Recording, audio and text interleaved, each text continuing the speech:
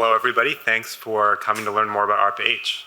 I know that this is a field that's very much been emerging and trying to find its kind of path with and alongside the U.S. government and how we fund. So hopefully, as Keith pointed out this morning, the emergence of a new agency that's willing to take on systematic risk, willing to take on kind of the really high potential payoff of tackling aging at its core is something that resonates with all of your interests, with the type of work that you either want to see funded or that you'd want to come in and actually shape the roadmap for. And that'll basically be the two tracks for today's conversation. You know, after understanding who ARPA-H is, what we do, what are the ways that you could work with us to receive funding as, you know, a non-dilutive funding source, but also what's the opportunity to actually come over to ARPA-H as an early employee and shape the type of research that we fund. So ARPA-H stands for the Advanced Research Projects Agency for Health, and that comes from another agency that many of you have heard of. I think the CEO of Maxwell mentioned it, which is DARPA. And we are trying to apply that kind of high-risk model, trying to tackle the horizon of science, 10 to 20 years out with innovation and investments today. Okay. So President Biden has really set this agency up as one of his marquee initiatives. He announced it. Closer? Okay, great. That's right, eat the mic. I did hear somebody say that earlier. So the goal of ARPA-H is to pursue ideas that break the mold on how we normally support fundamental research and commercial products in this country. And we want to go after ideas that might work if we actually put in the effort, build the infrastructure, and try to make it happen. And I think that vision is really important. And as you can tell, it's not disease specific, right? Every once in a while, he will relate diseases that many of us are aware of that are personal to our lives, like diabetes, cancer, Alzheimer's. But very specifically, this agency was stood up as a disease agnostic organization to tackle innovation that could unblock a range of different scientific pursuits. Our mission is to accelerate better health outcomes for everyone. And I think both pieces of this mission are important. One, we know that science takes time, but we think we can shift that timeline significantly and hopefully get things to people faster.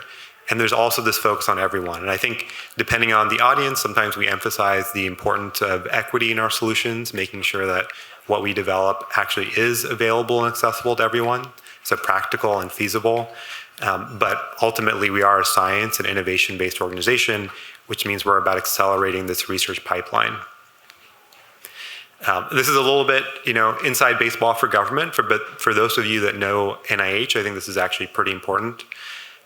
We are an independent component within HHS, so we sit alongside NIH, use their infrastructure, but our director reports directly to the HHS secretary. So that's really important in terms of the independence we have, the ability we have to shape research directions that can't be redundant with NIH, but are also not under the control of NIH. We have no research labs, so it's very clear we're a funder. We don't have intramural labs, and we have $2.5 billion that we have available for allocation. So a significant amount of funding to really move a select set of areas forward. We fund with contracts, not grants, and that means that you can imagine that the person on the other side of this conversation, who will be called a program manager, will be much more involved in working with you to define milestones, define metrics to measure the research. And I think that hopefully is a win-win, because along with those metrics come resources to think about transition, think about FDA, think about payment to ensure a longer pathway for that science. But it does mean there's a lot of urgency and time pressure if you're working with the organization. We can also, as I mentioned, take things forward in a transition lens by funding the FDA to actually look at things that may not have clear pathways. So we have a few unique attributes as an organization.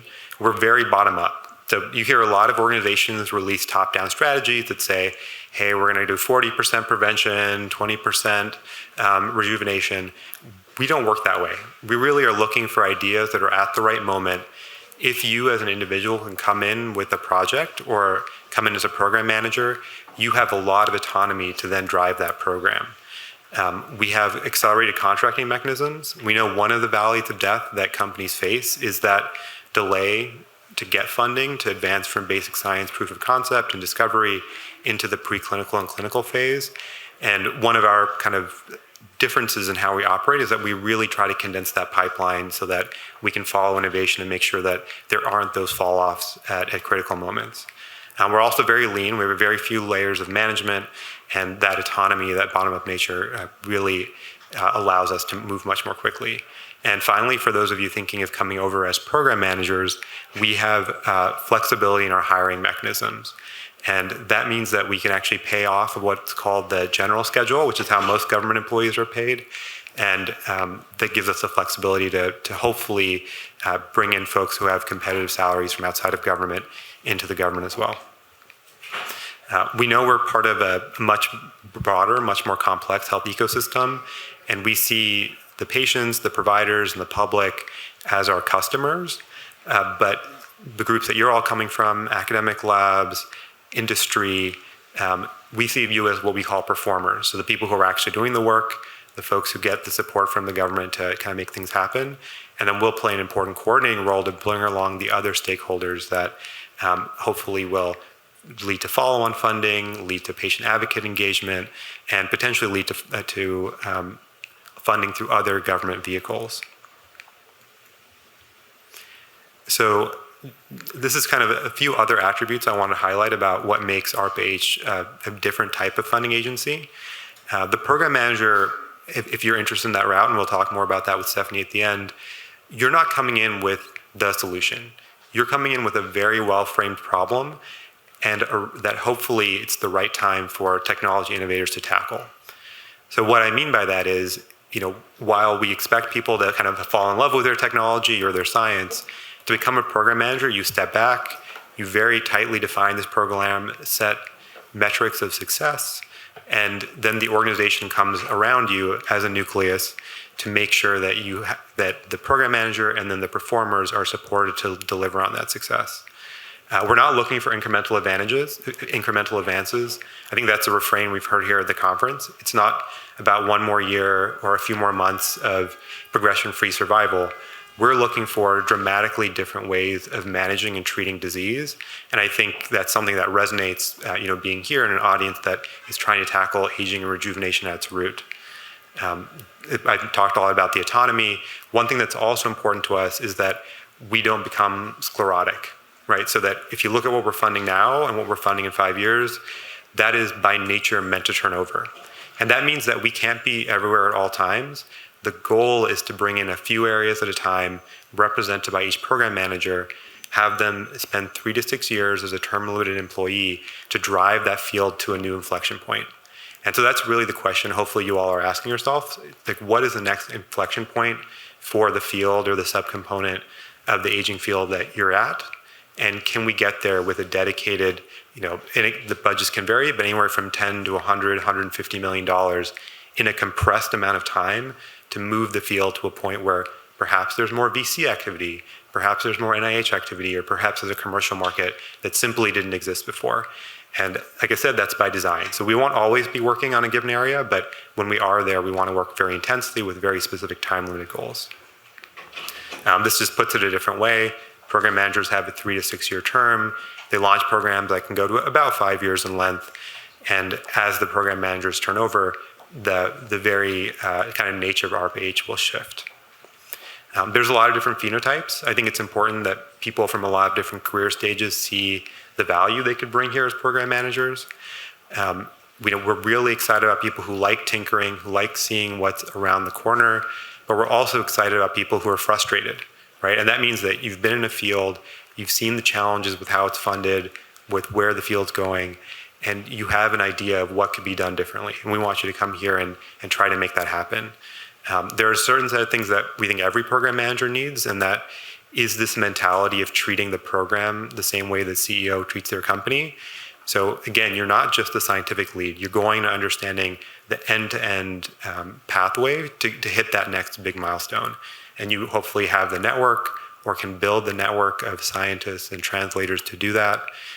We want people who are curious and fundamentally technically honest, because with that autonomy comes the fact that you need to be able to set very clear milestones and be able to hold different types of organizations, leading PIs like many who are here, to account to really drive towards those outcomes. And if you fall in love with your idea, then we need those counterbalances that you kind of establish in your program structure to manage that. So like we said, we can accept people at all different career stages. The question I'd really ask is, could you imagine this person managing a $10 to $100 million research program and go toe-to-toe with strong personalities, with government officials that might be asking questions about why we fund what we do? And honestly, that maturity can happen at all different stages in your career, and that's why we're really open to that. I think many of you have probably heard of the Heilmeyer questions. These are based on a set of questions that govern what DARPA funds.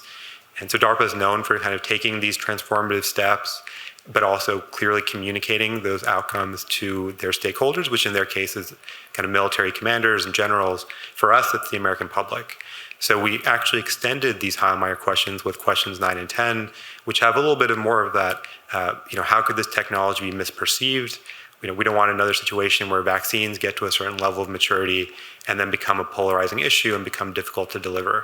And I know that's a concern in this field as well, to think about how do you frame the innovation in aging and age-related disease so that it's accessible to everyone. But a lot of the first questions really are about the science and about the measurement.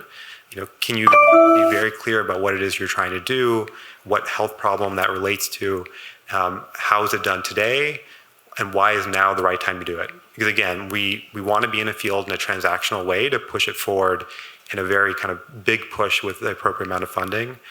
And then kind of questions 4 through 7 are what I'd consider more kind of project management questions. Who are going to be the recipients of this innovation? What are the risks? How are we going to manage them from a technical perspective, from a perception perspective? How long will it take? How much will it cost? So when you come to us with an idea, it's not just the problem.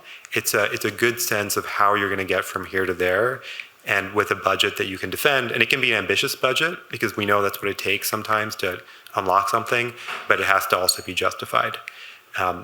We as I talked about for question 8, we keep coming back to what are the measures for success, not just at the end point, but along the way. And then how do you make sure that when this innovation progresses, it's on a pathway to broader access. So it's not just available to a small subset of the population. So these are questions that if you kind of approach us to get funding, or especially if you're applying to be a program manager, you'll see again. So this is kind of the flow of program. And I know that's a word I've said a few different times, but effectively the program manager comes in with their well-defined problem. They have to really be clear why this can't be solved in some other way. So if this is something that a venture capitalist would fund, that a component of NIH would fund, then that's what they're there for, right? And I think anytime you start up something new, the same way that a startup thinks about its value proposition, we have to be very clear what it is that's unique about why ARPA-H should tackle that problem. So once you've kind of clarified that problem, worked with supportive folks inside the agency, done market research, done technology landscaping, you'll define your metrics, build that into a program design, launch it, which basically means that performers or organizations will apply for funding, they'll receive that funding, potentially self-assemble into interdisciplinary teams, and then begin to execute over the course of that kind of 2 to 5 year time period. Over that time period, there'll be both support and evaluation. And what I mean by that is that there'll be clear phases to the work. Many of the programs go from 2 to 3 phases. And at each of those points, you'll have to demonstrate the evidence of progress. And the further you get, the more transformative that has to be, right? And early on, we may give you some time to put together the team, establish even a bit of basic science if required. But by the latter stages, we really want to push towards measurable outcomes that would drive the next step in the evolution of the technology.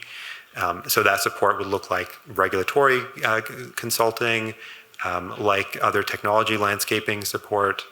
But on the evaluation side, we will use things like independent verification and validation partners. So we may even use the FDA, set them up with a lab, get molecules in to show their effectiveness. And in the process, build the regulator and that perspective into the design of the program. But all of that evaluation ultimately leads to what we call transition or graduation. Because we have these time-bound natures to our program, it's very clear that when we leave, there's somebody else on the other side to pick that solution up. And we're not going to hope and pray about that. The part of the program design is making sure that we have the transition partners there to help design the program in PI meetings alongside you all to hear the innovation happening as it goes. And that kind of facilitation is something that ARPA-H can really uniquely do to make sure that, again, science doesn't get abandoned at that critical moment when it's ready to transition. We have an entire office that thinks about that whole process, all the way from making sure that the program manager is tackling problems that have clear users, taking a human-centered approach when appropriate for things that are a bit more applied, all the way to connecting performers with SBIRs and STTR awards for small companies that are formed.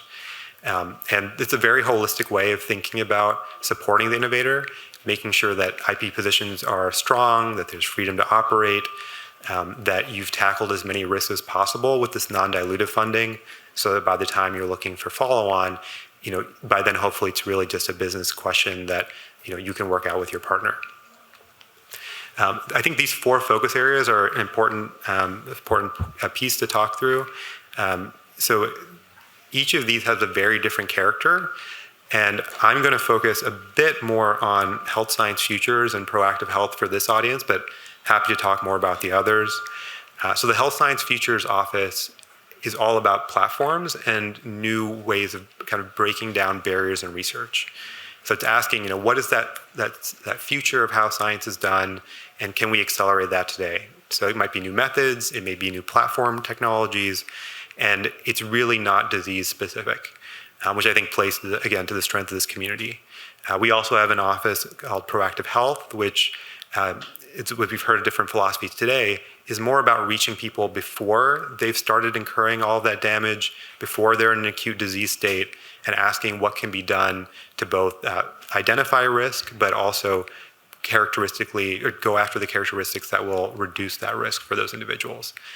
So as you think about ideas and alignment to the agency, I would think about, are you trying to unblock research, or are you at that point now where you can make a case that you can diagnose things much earlier from a biomarker perspective, or push for innovations that fundamentally reduce risk and likelihood of mortality. Our other offices focus on things like scale up. How do you think about making things available to all different geographies, going from something being given in an infusion center to the home, and how do you make the health system itself, which has a lot of data that doesn't interoperate, has a lot of siloed components that don't work well together. Are there technical and operational solutions to those barriers as well? So interesting from a delivery perspective, but maybe a little bit less so this group. So there are several ways to partner with us, and I think we'll talk more about this with Stephanie, but for now, the key element is coming in through the open broad agency announcement. This is somewhere that we basically allow you to say, which office are you aligned with? What's your big idea? Put it together into a short white paper. Don't spend too much time. This is not a 50-page NIH application or anything like that. It's a 3-page abstract to communicate the idea, see if it's a good fit for ARPA-H as it is now, and then you'll get that signal back that would evolve into a full proposal development if there's that fit. You can become a program manager, so join us. We're trying to grow quickly. We really want to get a broad range of different perspectives in the door now to shape how we grow and make sure that we don't settle for something that's not ambitious. And then as your institutions, you may be able to apply to be part of or become partners to what's called our hub and spoke model. So part of the way that we're trying to ensure the translatability of what we do is actually doing that groundwork to establish a network of hospital systems, of trial sites, so that when something does show promise, we can very quickly generate the evidence and the acceptability data that you might need to take it to scale. So you can engage more through that QR code. Now I'm just going to walk through a couple programs before we transition to Q&A. So Keith mentioned Nitro. This program's currently not open for application, but there will be an award announcement in the coming months. So the NITRO program is focused on tissue regeneration, tackling specifically osteoarthritis from both a bone and a cartilage regeneration perspective, trying to make a kind of a step change from putting a piece of metal on somebody's body with an invasive procedure to a minimally invasive approach. But one thing that I think is particularly interesting is that there's also an openness to systemic approaches. And I think that is, again, a good intersection with the audience here today. We just announced the Precision Surgical Interventions Initiative. This is focused on reducing reoperation rates in cancer by ensuring that the margins are clear after a surgery and avoiding damage to healthy tissue. So there's a lot of technology innovation happening here to try to move away from an off-site pathologist to being able to do in vivo characterization of cancer cells at the margin, as well as smart surgical instruments that can detect and avoid healthy tissues like nerve in the process of these surgeries to reduce kind of collateral damage. Finally, I think this is an image that our director shows often. What we think of as impossible today, a few years ago, what we're living today seemed impossible to folks back then, right? So there is a lot of hope, and I think that's what drives ARPA-H as an organization, and I think drives many of you, and we're hopeful that you'll kind of come to us with ideas either through our project process through the Open BAA, or hopefully joining our team as one of our early program managers. But thanks for your attention, happy to answer questions, and hopefully talk to many of you afterwards during the sessions. Thank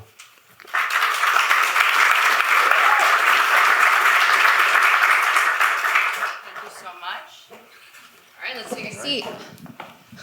This is really, really exciting. I have been following ARPA-H since before it really launched. Yeah. I started reaching out to everyone on LinkedIn. It's like, can we talk, please? And here you are. So I'm beyond thrilled. Everyone in the back, please don't be shy. There are seats up here. Come on up. No one's going to stare. Just come on up. Come on. All right. So anyways, lots of questions. Before I kick off with my questions, I'm curious, do we feel like, did you have a big understanding of what ARPA-H was and what the opportunities were before Arunan did that presentation? Are people generally surprised and excited? Like, what were the reactions? Yes? Okay. Does it feel like it's a good fit for the community? Okay, good. I think this community in particular is excessively cutting edge, and we're struggling with the fact that nature, right? Yeah. And I think this is a perfect opportunity for synergy. Before I also dig into some questions about this, you wanted me to ask you about the Presidential Innovation Fellowship. Can you tell us a little bit? Yeah, so while I'm mostly here on behalf of ARPA-H, I think it's also important to note that, government does have a lot of different ways in. And I think sometimes people see going to government as a one-way street, right? But one opportunity that I found has brought really great talent into the organization is the Presidential Innovation Fellowship. So if you take a look online, we have an annual cycle. A lot of people hear about it and then kind of come back to it a few years later in their career, but it allows you to embed alongside a strategic leader to really do something meaningful. So one of my opportunities was to sit with Tara Schwetz, who was standing up ARPA-H as she was getting feedback from the public to understand, what's the gaps that NIH can't handle. And I've had other colleagues go on to help, redesign, how we serve veterans through our websites and services, how we reach women and children who have kind of inadequate nutrition. So there's really high impact opportunities. And it really is just a one-year commitment with an option to renew. So it's a great chance to kind of come over to the other side, see how government works, maybe go to an NIH or an ARPA-H and see what funding looks like before coming back to your kind of private sector career. Any follow-up questions on the fellowship before I move on? Okay. And also, we'll get your contact information in case you have any follow-ups. So I'm going to go a little bit out of order because there are a lot of different topics that I would like to cover. But let's just start off with something a little bit specific. So to avoid stagnation, for example, PMs will serve a limited term. But how is continuity of leadership ensured on projects that last longer than the original creator, for example? Yeah, I think it's a good question, and I think the way that our director describes it, it's a feature, not a bug. So we do want this turnover not just in terms of what the organization's focused on, but even during these programs. And The reason that's the case is that, one, when you launch the program, it's pretty well defined.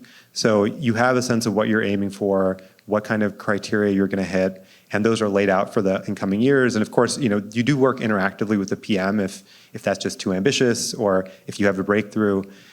So when you have that turnover of a program manager, it usually is someone who has a similar background but coming from a different angle, right? So they'll still be very passionate about that area, but they may be bringing a different subject matter lens or a different discipline. And that's also helpful to kind of just bring another perspective to your program and to make sure the performers have a different type of support. So you can think of the continuity as coming from the program structure, but also the fact that there will be probably some connection to that next program manager as well. So it's not a complete kind of left turn.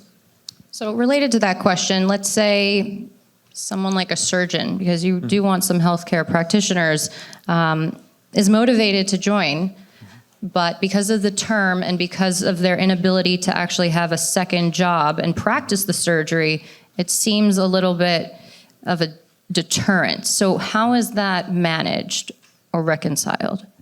Yeah, so I think there's two parts to that question. I mean, one is, can you have a true second job while you're in government? And generally the answer is no, both for conflict reasons and also because this is definitely not a part-time job.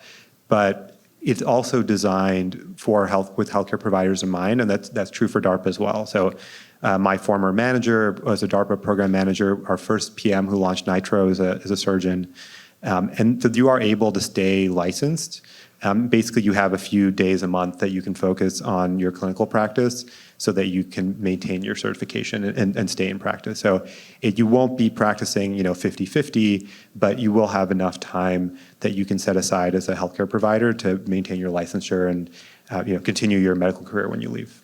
Because we're going to cover a wide spectrum of questions, if you have Q&A in between about the respective inquiries, just feel free to raise your hand, okay? And James will come around with a microphone, so anytime, just raise. So how do we incentivize people to apply for this? Because it does seem that there are some lost opportunities. While it is an amazing opportunity in itself, people do have to give up some stuff, especially career scientists, for example. They have to give up their lab, for example. Yeah, I mean, I think we're not the first organization to run into this. I think that the length of the term and all of that matters as well. But for folks who are in the physics and engineering space, NSF also has this sort of model where you come in generally for a 2-year term, sometimes with a renewal.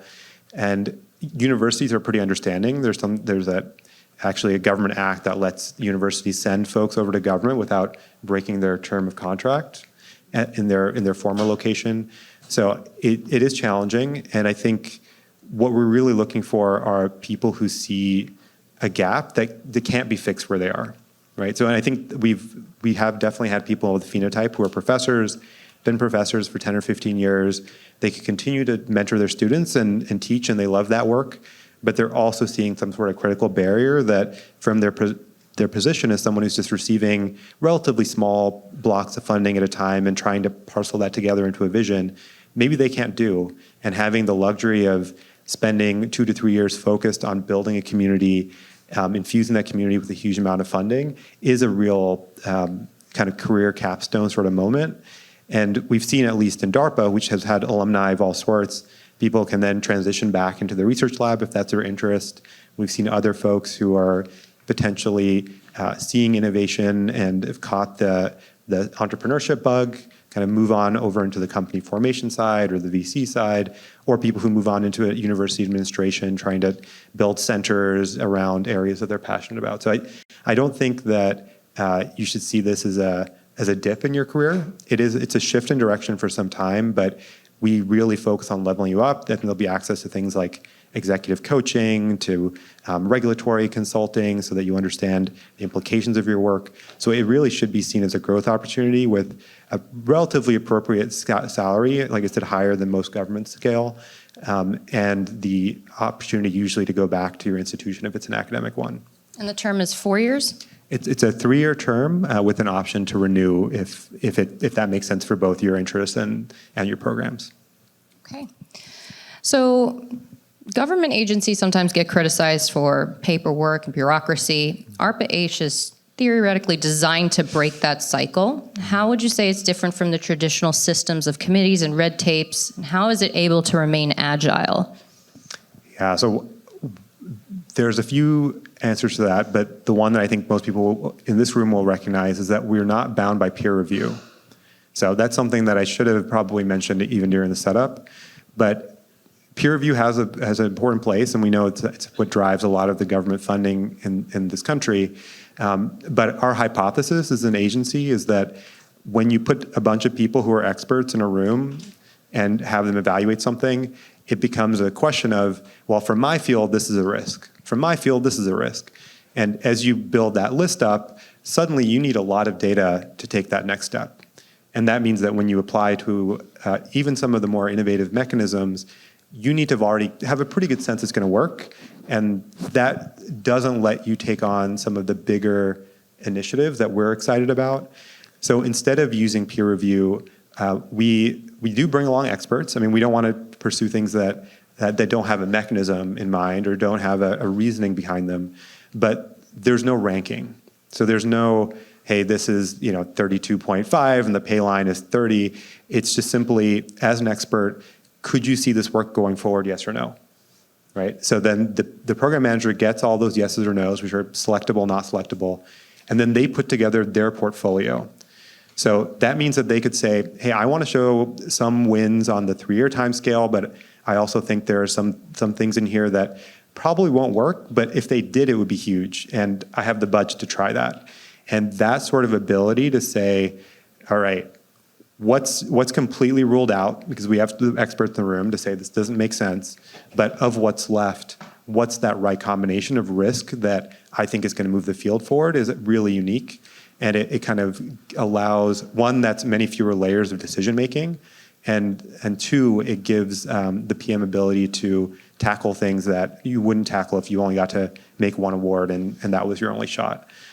So that's from a peer review perspective. The other thing would be from a paperwork perspective. We really have a top-notch team of acquisitions and contracting folks who have seen this work at DARPA, have seen this work in other components of government, and they're under a lot of timeline pressure, which is something that your institutions will also have to get used to move quickly. So we have very ambitious goals about when we announce things, when they get funded, and then when they actually get under contract. So just in case, I'm sure many people in this room know, but for those online, can you tell us some of the big wins from DARPA that would kind of frame or give us a reference of the types of success someone could expect? Yeah, that's a good question because the most succinct way to put it is if you're at a program manager at DARPA and you don't invent the internet, you get a B, right? So the ambition level has to be there. It has to be something that, and maybe you don't know all of those implications when you start it, but if you go back and read, I think the Licklider memos about the internet, back then it was called the Intergalactic Network. So maybe we're not even at that level of ambition yet. But that's something that was driven by some of the early DARPA program managers. The invention of stealth within aircraft was a big win for DARPA because it pushed the field in a dimension that the industry was not going. So when it was presented to the Air Force, they said, well, we're optimizing for two things. How fast is it? And how much payload can it carry? And when DARPA came to them and said, well, we have this device, it's got some other interesting attributes, and they're like, well, how fast is it? Well, it's a little bit slower, it's like kill it, right? So that's when having that independence of having a strong DARPA director that could go to the Undersecretary of Defense for R&D to have that conversation, have somebody fly in a stealth aircraft, which isn't perfect at that point, but gives you a sense of what's possible and shows that it doesn't show up on the radar. It's like a really powerful. And anytime you're thinking about framing a program, especially if it's crazy, think about what is that aha moment that you're trying to trigger. What's that demonstration that's going to get people to say, hey, this might have been on the edge of feasible, but now I think this is possible. And then the final example I'll give is the mRNA vaccine. So mRNA is something that's been researched by a lot of government agencies. I want to give credit to BARDA, NIH, a lot of other components. But many of the early companies in that world were focused on cancer. And that's because from a financial incentive perspective, that makes sense. But we had a program manager come in who was able to make the case to these companies that actually, you can show the effect and get an interesting proof of concept much more quickly in infectious disease, and was able to deploy enough funding to kind of pivot that field and get them to run those first few demonstrations. So, which ended up, I think, saving at least months by the time the COVID pandemic happened. So those are some of the classic DARPA innovations that hopefully set the bar for the scale of what's possible, how ambitious it should be, and how early we're willing to tackle it. Because again, I think that some of the DARPA innovation was 10, 15 years ahead of when it was really broadly available to the public. One of the things yes. Hold on, James. While James is going over to Jessica, quick, actually I forgot my question. I'll come back. Okay, so I have a couple of questions, but I'll just start with the first one. Does it have to be a new project, or can it be something that already exists but is like underfunded? So I think the real test is, can you push something to that next level? Okay. Right? So there are certainly instances where there are smaller pieces of technology that maybe there's an integration challenge and maybe there's a scale challenge. As long as you can make the case, so then it really comes down to Heilmeier question 3, which is why now and what's different. Mm-hmm. So you may have to make a very strong case about, well, if you were to spend X times more, we now have these new families of measurement technologies that make a lot of things possible. We now have the data infrastructure and the research community. So I think it can fall in that category, but if it doesn't have that element of being a new and kind of paradigm shifting approach, then there's a lot more pressure on why is now the time and why are we the right partner to do it? Sure. Okay. And the programmer or the program manager role is itself project specific, right? It's like you're the program manager for this one project. So you actually launch one program ideally within 3 to 6 months of joining, and that should be something that you've really shaped actually as part of the application process. But then the expectation is that every year and a half beyond that you're there, you actually launch additional programs. Okay. So there will be an opportunity, as you see gaps in your first program, and ideally as you get to meet other colleagues who are from all different fields. You're going out doing immersion experiences to see how care is delivered, how labs might work. That hopefully your second idea is something that's inspired a little bit by your time that's at the agency. Okay. Yeah, that makes sense. Yes. James? Oh, okay. Hi, this has been a great talk. To kind of bring it a little bit away from the longevity piece, with the advent of decentralized distributed science, we're starting to see the cropping up of distributed communities of research collectives, essentially. You made reference to the ability, the hub and spoke model, where ARPA can also integrate with entities. And so I'm kind of wondering, are there limitations to those kind of entities that it can interact with, considering the fact that when you have decentralization, you also have potential multinational components within these research collectives? And since ARPA is a government funded, or a piece of the government, of the United States government, are there limitations there? That's a good question. Yeah, that's something I might have to talk a little bit more to my team about. But my initial sense is that, and this is based on how we frame who can receive ARPA-H funding in general, there isn't a restriction on all the funding having to be deployed in the U.S., but groups that are outside the U.S. have to have a U.S. partner or have to have a path to U.S. translation. And that's because we do have this focus on eventual health outcomes. So if we're building a lot of capacity ex-U.S. without either a route for that capacity or the output coming back here, it is kind of hard to justify from a U.S. tax perspective. But I think I would have to talk to the contracting team to understand a little bit more about what that looks like when you're starting to decentralize the ownership, or you're tokenizing things.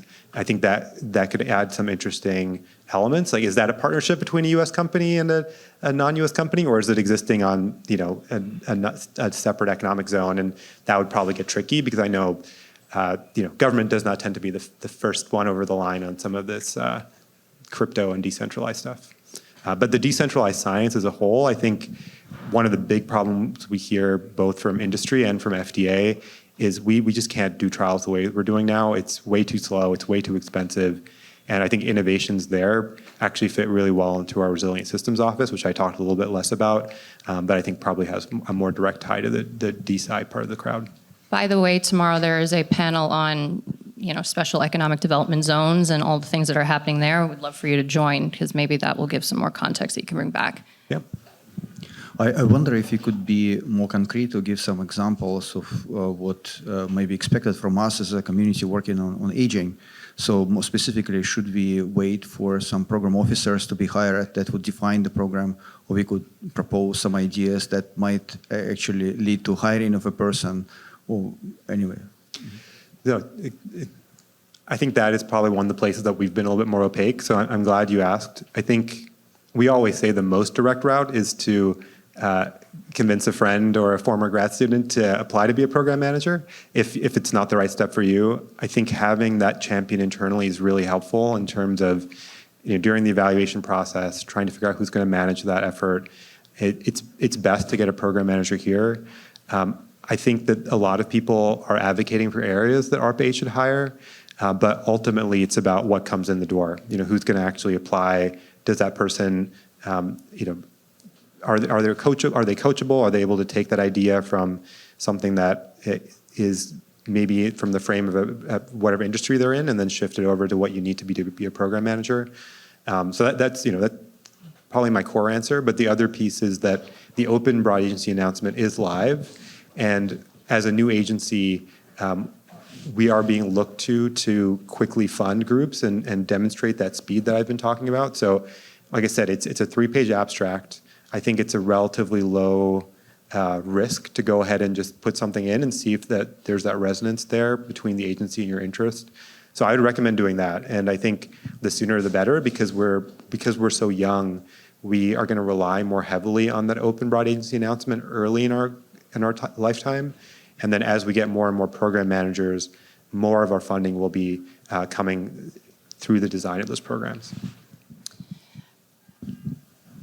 This is great. Questions? And I still have a bunch too. And we have a bunch from online. Oh.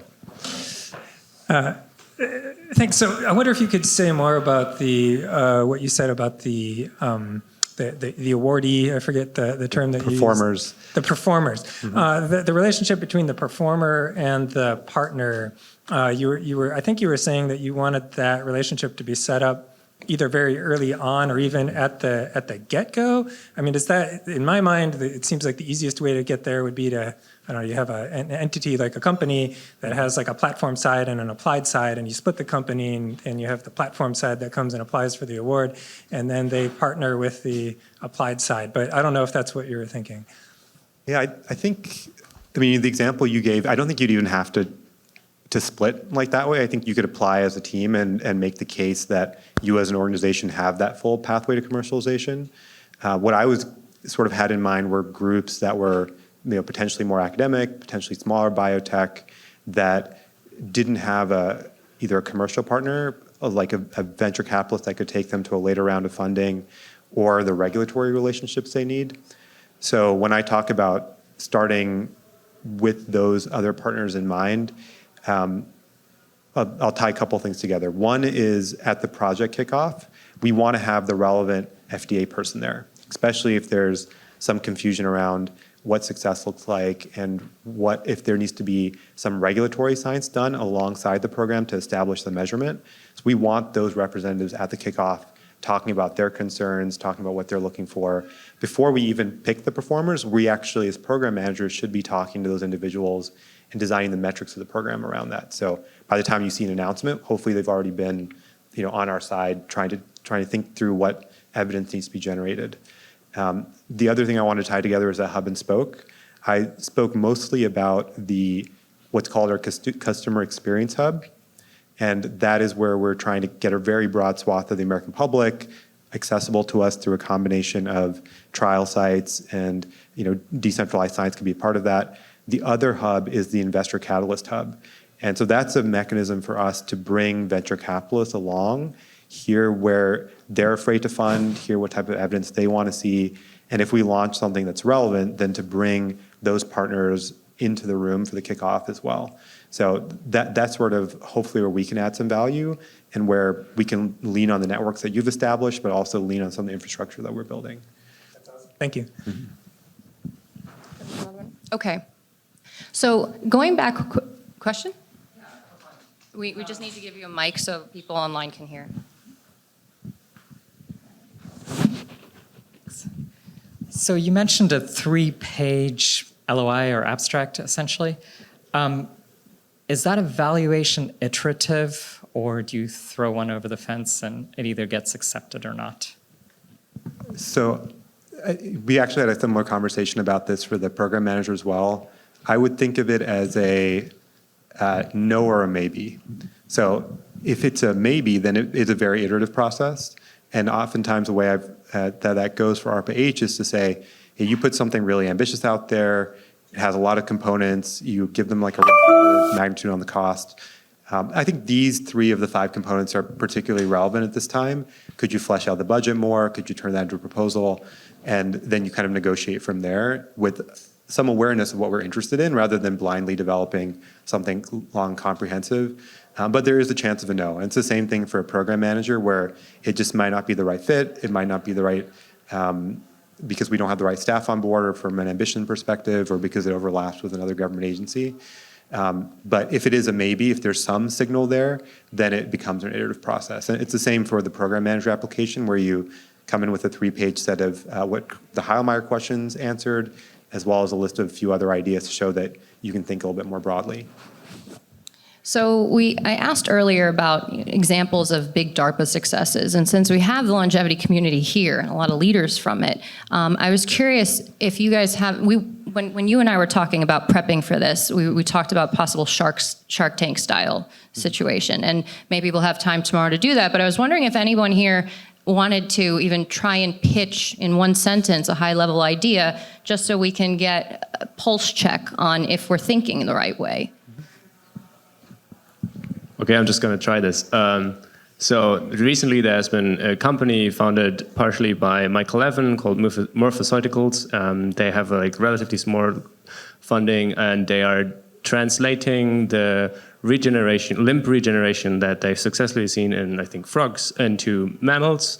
They are quite happy with their early results, but they also think that it needs more infrastructure to set up. So basically this is something where I'd be like, very happy if this goes from like 7 million to like 100 million and more from like an academic perspective. So yeah.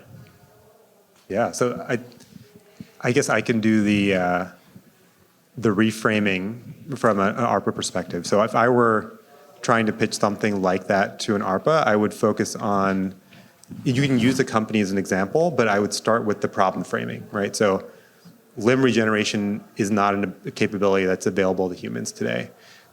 We think that now is the right time to tackle limb regeneration because of XYZ. We think that current approaches to do so are not going to get us there because they're not going to solve these fundamental questions or these applied questions. And looking at roadmaps for companies that are operating in a kind of a resource-constrained way, that's going to be a 10, 20-year journey. We can turn that into a 5-year journey if we do ABC. So that would be kind of the reframing. It's, what's the problem?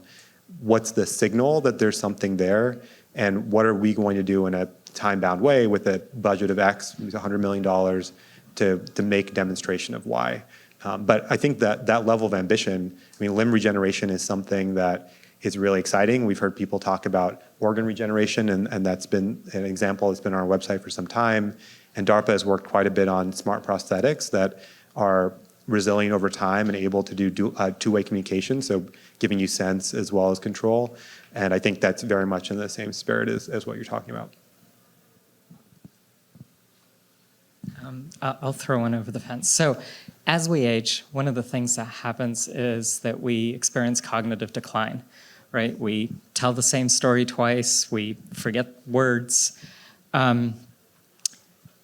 There is some evidence that how the brain wires, so neural network communication, is what is slipping as we age, right? So there's neurodegeneration, but certainly the way the brain wires together has been shown to be play a major role. It is a project I suppose one could suggest is, or I would suggest, is small molecule compounds that reverse that neural network communication decline. Is that something that would be of interest to ARPA? I want to be careful not to try to represent ARPA, right? Because I'm not on the, I wouldn't be reviewing your application in either of those dimensions. I guess what I can say is we are really excited about novel ways to tackle issues that people think are intractable. So if you think that it is the right time to go after a small molecule approach to restoring this neural wiring capability, and you have a strong mechanistic explanation. Again, you don't need piles and piles of data that pharma needs, right? But can you make a case by analogy, by demonstration, or from first principles that this is worth us trying, and if we try, it's going to have an outsized impact? I think that that's the kind of story you'd have to tell. And what you're describing there, there may be questions about blood-brain barrier. There may be questions about some of the innovation around non-invasive approaches to stimulate brain wiring, and you'd have to kind of justify why would it be small molecule and not some of the other technologies that are being featured this week during this week's conference. But I think, again, if it's something that wouldn't work today, if you just went and pitched it to a VC, but it's because of horizon and ambition, not because it doesn't make sense, then it could be a good fit for ARPA-H. Okay, while James brings mics around, quick question, and then we'll go back to, actually, go for it. Let's stay on topic. There's so many. So the world looks at the healthcare system under the big three: heart attacks, cancer, and diabetes. And that's about 1.5 trillion to 1.3 trillion, depending on how you look at the markets. Those are the largest things there's currently a pharmaceutical solution for. So there's a lot of advertisement. It's sexy because they can give it a pill. The largest impact to the healthcare system globally is actually osteoporosis. That's between $5 and $6.5 trillion. And so at the rate of current increase, we're at a global epidemic where that may be worse to humanity over the next decade than anything else we've ever faced. To compound that, we held still as a race for 2 years. And for somebody to come up with a solution for that, would that be something you guys would want to look at? Yeah, I think it's all in the particulars, right? But I think the problem framing makes a lot of sense. It actually is part of the driving force for our first program. So Nitro is primarily an osteoarthritis program, right? So that you're looking specifically at joints and the degeneration there. But in the process, one of the technical areas is I think subchondral bone. So how do you do that restoration to joints that are in poor shape, but there's something to restore? And for individuals who have nothing left to restore, can you grow an ex vivo graft bone implant rather than a titanium implant? So I think there's a precedent for that type of work. And what's I think also important about that is you do see differences in racial outcomes and demographic outcomes. And if that's the case, that can also be helpful for the second component of our mission, which is sort of the for everyone piece. So we're currently doing that. We have 185 locations in 11 countries. Our last test had 140 individuals in it. We increased bone density by an average of 15% over 9 months. The piece that we're looking for is additional growth and research. Is that something that you guys would go into also? So I think as an established organization, probably the best route in would be to apply to the open broad agency announcement, but also reach out to the program manager for Nitro. So that's Ross Urich. And he's, has that surgery background and also is able to give, through other vehicles like SBIRs and STTRs, awards to companies. So I think the advantage you have is there is someone on the inside, on our side, that has a program that's public, that's at least adjacent. So I think it's something to definitely lean into. Thank you. Out of curiosity, and I think I asked you this, and the answer is interesting enough that I'd like it to be shared. What about people who may not have a science or tech background or don't have experience handling and deploying hundreds of millions of dollars? Yeah, so I don't think we expect too many people who've had experience handling that much money. I think it's a pretty unique role. And I mean, to be clear, it's still a government role. There's still controls in place. It's a lot of autonomy, but there are also budget people, contracting people, making sure that it's going in the right direction and the right structure. I think the reason that we highlight that set of attributes is that they're a little bit more about how willing you are to get into the details, right? And the details for some programs may be scientific, though you'll also have technical contractors that come along with you that you can build out your team with. But sometimes those details are more about the business side, about translational questions, about building a community, especially for things like the decentralized science and thinking through how you might incentivize new hubs and networks. So what we're looking for is the right idea and the right person. So it has to be both. And I think that's a difference from a lot of other application processes where maybe you do a case study or something, but really what they're evaluating is you and your background. Here they're looking for the person plus the idea. And the idea does have to tie in some ways to something that a team would trust you to do, but you do have a team around you. And we are certainly excited about people who are applying without traditional PhD or MD backgrounds. I think one of our recent program manager hires is a hacker by training. So he's working on health cybersecurity and thinking about how you could systematically make these tools more secure. And that isn't served by somebody necessarily having done a PhD in computer science, right? And I think that'll be the case as we tackle areas that are more emerging, that you may not have come down that track. And it's also going to be important when the challenge isn't purely technological. That being said, we are an innovation agency. So if you're looking in somewhere that's not pure hardcore science, there still has to be a clear innovation in that domain that you're working from. And hopefully your background can support you leading a project in that space. Yeah, so I was just wondering about how the actual intellectual property would work here. Because, like, say somebody has an idea and there's no IP established or no organization established yet, and then they think they can develop it to a point where they can get it into the clinic. But once you get it into the clinic, it needs like $200 million to get into people, right? So who, and then after the 3 years, like, you have turnover of the program manager, right? So if the original person holds the IP, they may be hostile to the new program manager. So do they not hold the IP at all, or how does this happen? No, so this is also going to be kind of negotiated on a program basis, but the government policy around IP is something that we still tend to operate under unless we set out terms that have some other set of constraints. But if you look at an NIH model, the NIH doesn't hold IP for work that they fund externally. The difference there is they have some internal labs, and that's why you might have seen things in the news about NIH IP used in mRNA vaccines. That's because those were NIH researchers. If you come in as a program manager, there's a very clear, and this is part of being government, separation and financial conflict of interest set of issues. So you won't, especially as a PM, be holding that IP. That'll sit with the companies, or if you've negotiated some other arrangement, that could make sense, but it's certainly not going to sit with the PM because they're meant to be, after they structure it, the person who helps hold the bar on performance.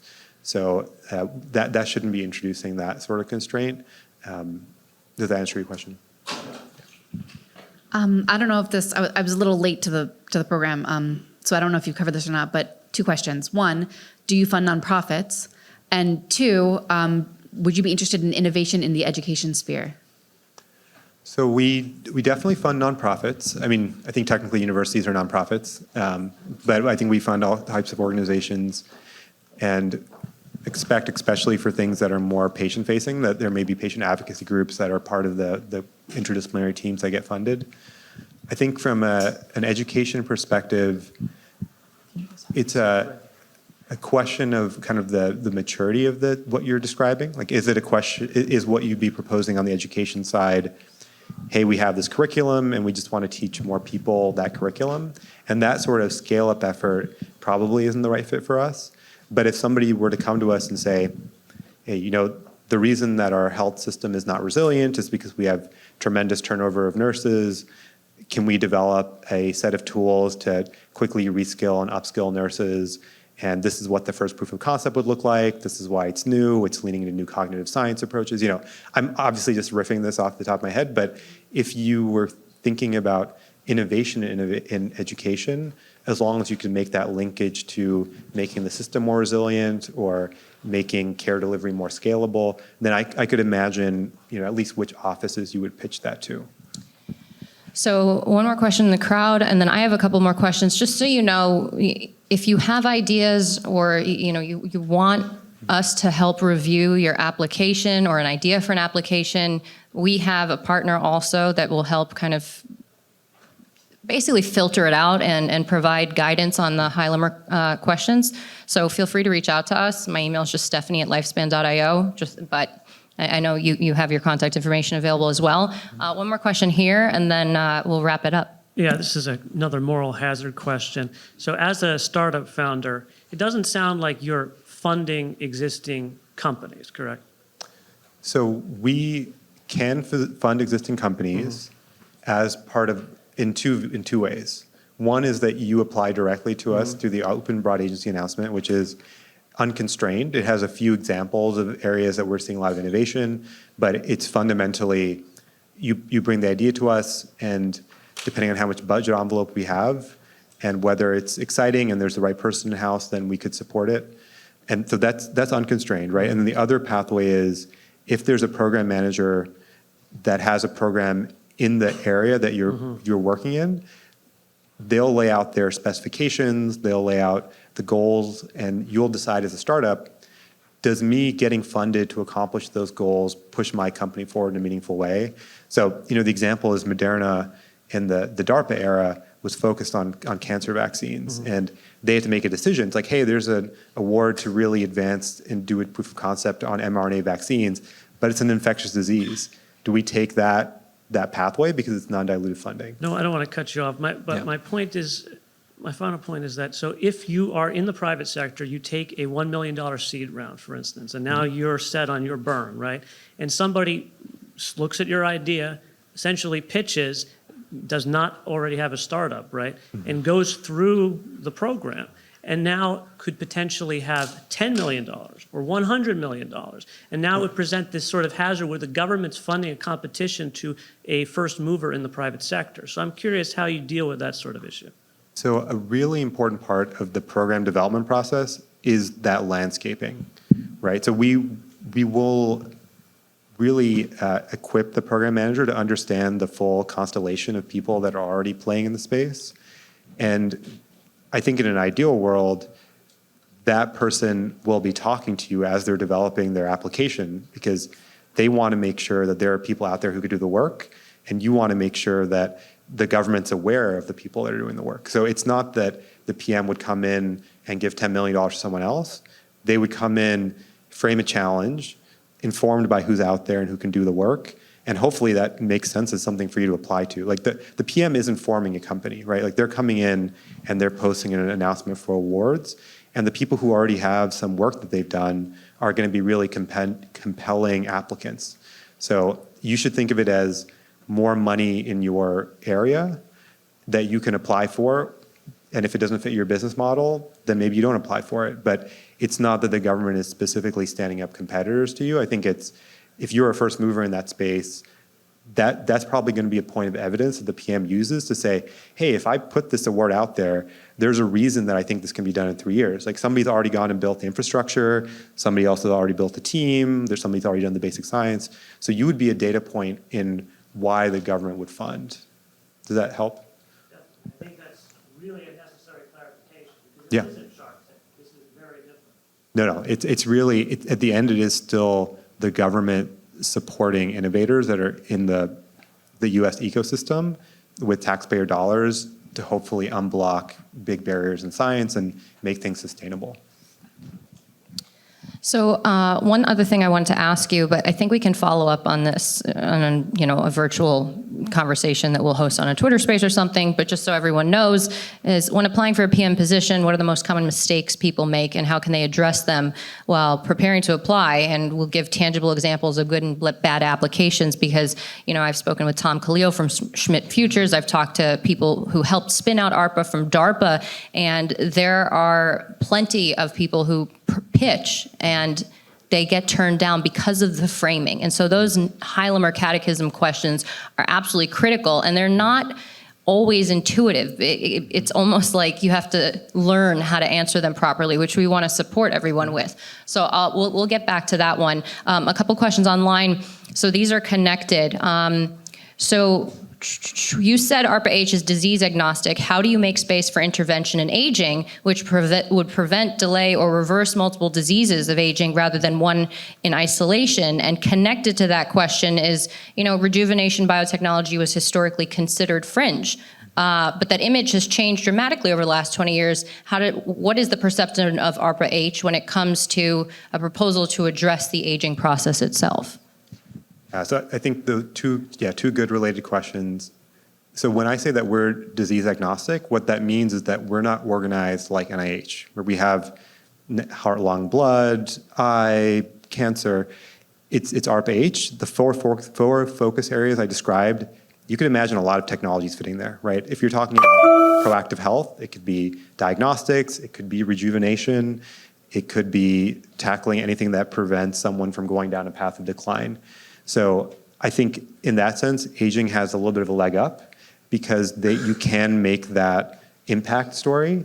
It's challenging, right? Because not all those linkages are drawn yet, and that's something the field's still working out. But it's definitely not a barrier to be focused on aging as long as you can then tie that to health outcomes that are measurable or proxy biomarkers or whatever the right metric is for the timescale of your program. So I think that's something to keep in mind. Rejuvenation is an example of proactive health. Whether it's fringe or not will depend on who you talk to at ARPA-H, but I think that it's certainly in scope, and I know our deputy director and others have been excited about going to the root of aging. So you have that leadership level alignment, but then it's still up to the details of how you complete your HQs and the evidence you have and why you think it's the right time. Is there anything else that you would like to share with this audience? So I think it's a really unique time to partner with us. In the short term, I think getting your ideas down on 3 pages, sending it over, seeing if there's interest, hopefully a lightweight way to do it. The program manager process is intensive. I know there's folks here who are going through it and are going through that refinement, and that can be challenging. So it does take time and investment, but it is a leveling up opportunity. So you do get good feedback. I've talked to candidates who've thought about, what would it look like now that I've gotten this feedback to go pitch this as a startup or think about how this has refined their thinking. So hopefully the process of reframing, and that gets to your question that we might tackle later, away from, hey, I'm an individual entrepreneur or an individual PI, and hey, I want to move the field forward, and what is the budget and the milestone that's going to take us there. It's a mindset shift, but hopefully it's one that lets you work with the broader community. And we've seen particularly candidates who've brought along a lot of experts and subject matter partners to try to work interdisciplinary ways. So that's not at all discouraged. So, if you want to, think about other folks whose input you want to get, if you want to kind of represent a broader community as you present, you're coming in as an individual, but it's an exciting time, and sometimes it's helpful to kind of coalesce around a few big ideas and get them in front of ARPA-H. This has been fantastic. Clearly, this community is interested and curious, and we're really grateful that you're here today. We'll follow up. You're here tomorrow? I'm here tomorrow. Okay. So you can find Arunan walking around, and Lifespan will be in touch, and we'll probably do something else afterwards to continue answering questions and helping to facilitate this process for people who are interested in clarifying things as well. Big round of applause for Arunan. Thank you so much for being here. Thanks for having me. Guys, let's change the world. This is a new government agency department. Let's take advantage of it.